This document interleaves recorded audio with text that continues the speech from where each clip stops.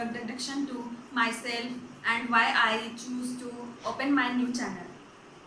मेरा नाम निवेदिता कुमारी है। मैं ये चैनल इसलिए खोली हूँ कि लोगों को बता सकूँ कि मैं किस स्ट्रीम से हूँ, मैं क्या पढ़ाई की और आगे क्या पढ़ाई करने वाली हूँ और कौन सा स्ट्रीम चुन करके मैं इससे आगे बढ़ रही हूँ।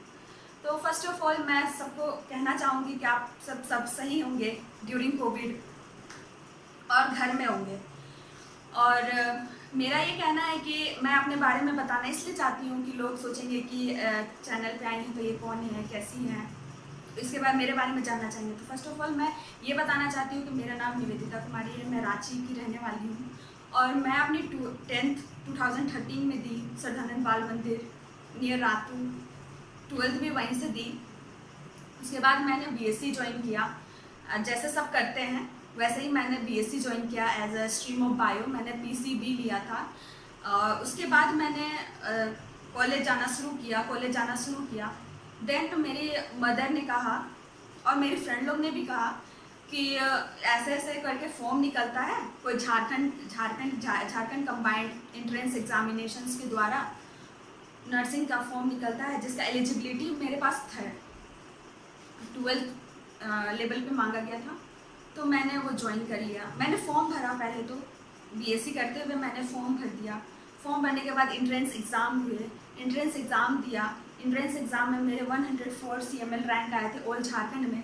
फिर मुझे कुछ भी नहीं पता था, मैंने सब स्टार्टअप किया, फिर जाना कि ये सब क्या होता है क्या। जब मैंने यूट्यूब चैनल पे देखा, इस चीज़ को सर्च किया तो मुझे इस तरह के कुछ कंटेंट ज़्यादा नहीं मिले। तो मैं अब सोचती हूँ कि मुझे इस तरह के कंटेंट थोड़ा बढ़ाने चाहिए इस स्ट्रीम पे, जो स्ट्रीम इतना ज़्यादा नहीं है नर्सिंग लाइन पे। देन मैंने CML रैंक 104 लेके आई थी। तो उसके बाद मेरा काउंसलिंग होने लगा। काउंसलिंग के बाद मेरा 3 मेडिकल कॉलेज में GNM का कोर्स का काउंसलिंग होता है। First of all RIMS Ranchi, then second में Jamshedpur MGM Jamshedpur, third PMCS Dhanbad. मेरा 104 रैंक की वजह से मैं जनरल कैटेगरी में थी। इस वजह से मुझे रिम्स में तो जगह नहीं मिल पाई, बट मैंने चूज़ कर लिया PMCS धनबाद। मैंने PMCS धनबाद चूज़ किया। उसके बाद मदर फादर में कॉन्फ्लिक्ट होने लगी कि मुझे जाना चाहिए या नहीं जाना चाहिए। डिसीज़न होने लगा, मुझे भी थोड़ा कड़ा डिसीज़न लेना था क्योंकि मैं ग्रेजुएशन इधर कंटिन्यू कर ही रही थी। मुझे लग रहा था कि मुझे ग्रेजुएशन छोड़ देना चाहिए या नर्सिंग की तरफ चले जाना चाहिए।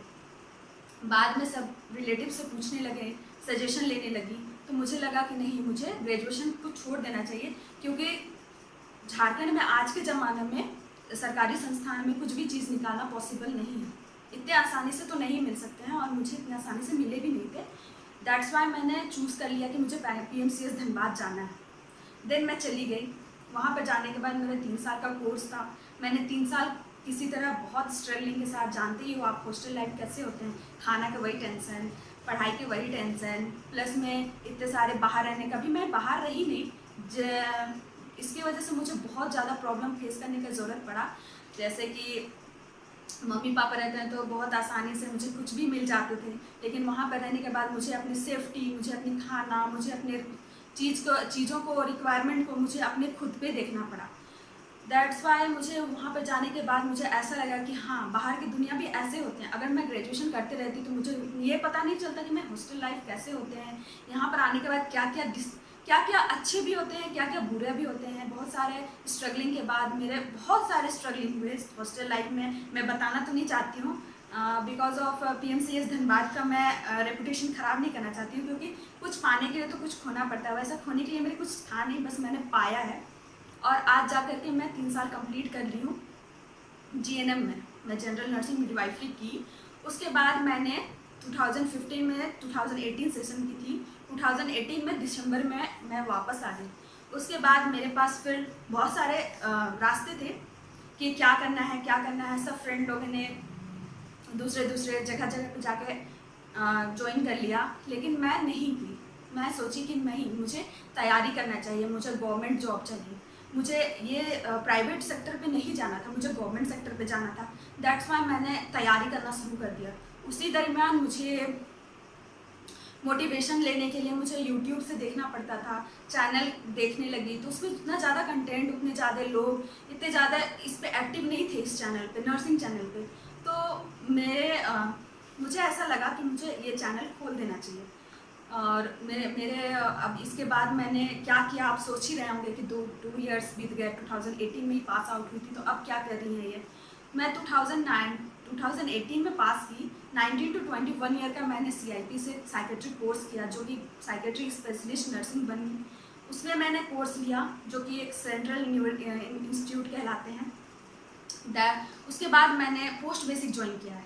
GNM में ऐसा होता है ना, GNM में ये है कि आप क्लिनिकल सेक्टर पे काम कर सकते हो, बट पोस्ट बेसिक करने के बाद आपके पास दो लाइन हो जाते हैं। एक तो या क्लिनिकल कर सकते हो आप, या फिर आप चाहते हो तो आप एजुकेशन लाइन पे भी जा सकते हो, मतलब टीचिंग कराना, जो कि one of the my favourite passion, जो मुझे मतलब बचपन से ही था कि मुझे टीचर बनना है, कोई भी टीचर बनना है। मुझे पढ़ाने में अच्छा लगता था, पढ़ने में अच्छा लगता है, तो मैंने वो सेक्टर अभी चुन लिया है। मैं पोस्ट बेसिक कर रही हूँ, जो कि 2 इयर्स के होते हैं। अगर मुझे मेरा BSc में अगर हो जाता, ये नर्सिंग लाइन में बहुत सारे लाइन है, जैसे ANM होती है। ANM 2 इयर्स की होती है, वो आपके फील्ड सेक्टर में काम करती हैं, फील्ड में काम करती हैं। GNM होती है, वो आपके मेडिकल कॉलेज में क्लिनिकल सेक्टर में काम करती है, वो टीचिंग में नहीं कर सकती। दैट्स वाई मैंने पोस्ट बेसिक ज्वाइन किया। देन GNM करने के बाद आप पोस्ट बेसिक कंटिन्यू कर सकते हो 2 इयर्स के। उसके बाद आप कंटिन्यू करना चाहते हो MSc नर्सिंग कर सकते हो, वो भी 2 इयर्स के। देन आप MPhil कर सकते हो, वो भी 2 इयर्स के कर सकते हैं। उसके बाद डॉक्टरेट इन नर्सिंग कर सकते हैं, जो कि PhD होते हैं, वो बहुत ही रेपुटेशन वाले प्रोफेशन आ जाते हैं। उसके बाद आप अपने इस पे आप सेवा भी दे सकते हो और पैसा भी कमा सकते हो, जो कि सबका रहता है कि मुझे पैसा कमाना है, मुझे अच्छी लाइफ चाहिए। तो ये एक अच्छा लाइफ जीने के लिए मेरे पास अब आ गए हैं रास्ते। उसके बाद मैंने अभी पोस्ट बेसिक ज्वाइन किया है। अगर लक साथ दिया तो मैं MSc भी ज्वाइन कर लूँगी। देन उसके आगे कंटिन्यू करना चाहती हूँ, बट अब देखते हैं सिचुएशन क्या होता है। अभी तक तो मैंने पोस्ट बेसिक ज्वाइन किया है। उसके बीच में मेरे पास एक ऑप्शन आया, जो फॉर्म निकला हुआ था CHO करके, कम्युनिटी हेल्थ ऑफिसर, जो कि आप health officer, community health officer बोलने से ही ऑफिसर कहलाते हैं। उसके भी एग्ज़ाम होते हैं, जो कि झारखंड द्वारा और राज्य में होते हैं, ऑल स्टेट पे होते हैं। वो अपने अपने स्टेट पे अपने अपने कैंडिडेट को मौका देते हैं कि एंट्रेंस एग्ज़ाम वो लें। मैंने भी फॉर्म भरा था जून जुलाई में इन 2021, सॉरी इन 2020 जून जुलाई में मैंने फॉर्म भरा।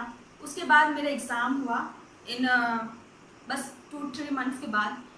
उसमें मैंने तैयारी की, उस बीच में बहुत सारी तैयारी की, बहुत सारे उससे कम्युनिटी बेस पे था, तो मैंने कम्युनिटी बेस ही को ज़्यादा क्वेश्चन को सॉल्व करने की कोशिश की, पढ़ाई करने की कोशिश की। देन मुझे सक्सेस हाथ आ गया। उसके जस्ट बाद मेरी रैंक CML 5 आई। ऑल झारखंड में मेरी 5 रैंक आई। मेरी मोटिवेशंस बढ़ गई, मेरी कॉन्फिडेंस बढ़ गई।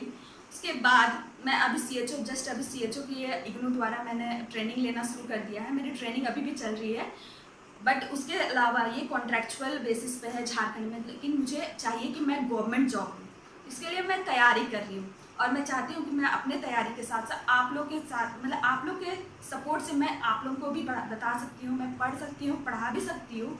ये मेरा पैशन है, तो क्यों ना अभी कोविड के ड्यूरिंग कोविड मैं चाहती हूँ कि इस चीज़ को अब अच्छे से बदला जाए। मैं पढ़ाना तो मेरा पैशन है, लेकिन एक्सपीरियंस गेन यूट्यूब से हो सकता था। दैट्स वाई मैंने यूट्यूब से इस चैनल को खोल करके मैं आपको पढ़ाना, या आप लोग के सपोर्ट से मैं या तो आप बता भी सकते हो मेरे में क्या कमी है, कैसे पढ़ाना चाहिए, और मैं आपको हेल्प भी कर सकती हूँ कि कैसे पढ़ना चाहिए, कौन सा टॉपिक कैसे पढ़ना चाहिए।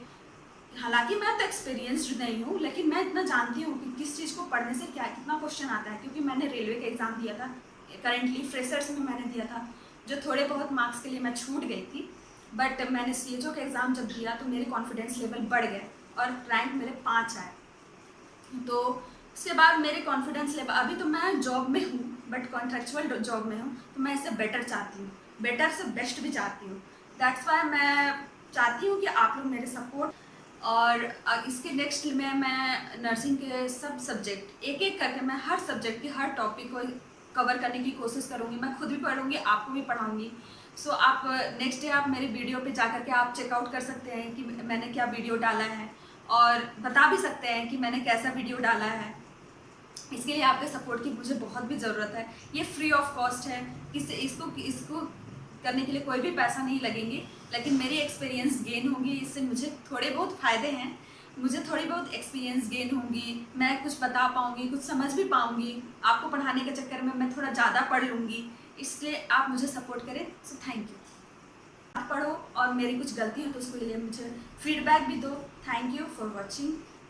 Please if you like my video, please subscribe, share and comment. Thank you.